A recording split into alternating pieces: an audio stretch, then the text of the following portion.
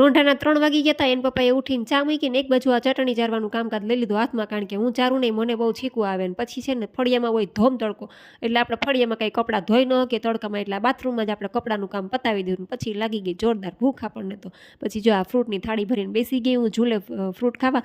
5 વાગ્યે નેત્રીબેનને ઉઠાડ્યા, પણ ઉઠતા આવે તેને હરખું એવું નહીં, કારણ કે મારી છોકરી 1.5 મહિનાથી બીમાર છે. તાવ, શરદી, ઉધરસ, બિચારીને નજર ઉતારી, બધું કર્યું, પણ મારી છોકરીને ખબર નહીં કોની નજર લાગી ગઈ છે.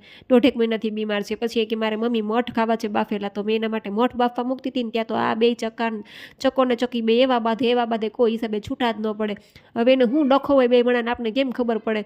પછી ઉપરથી ઓલો ત્રીજો ચક્કો આવ્યો એને છૂટા પડવા, પણ તો એ 2 છૂટા પડ્યા જ નહીં, બાંધતા તો બંધ થયા જ નહીં. ત્યાં તો આ બધું જોવાનું નૈત્રીને બહુ મજા આવી ગઈ. પછી તૈયાર થઈને ઉપડી ગયા 2 બાપ દીકરી ગાર્ડનમાં, અને ગાર્ડનમાંથી આવ્યા ત્યાં હાથ હાડા થઈ ગયા. ત્યાં હું હનુમાન ચાલીસા વગાડતી હતી, દીવાબત્તી કરતી હતી, ધાણી અગરબત્તી કરી લીધી. તો મળીએ નેક્સ્ટ વિડીયોમાં. Like, share and subscribe. Sita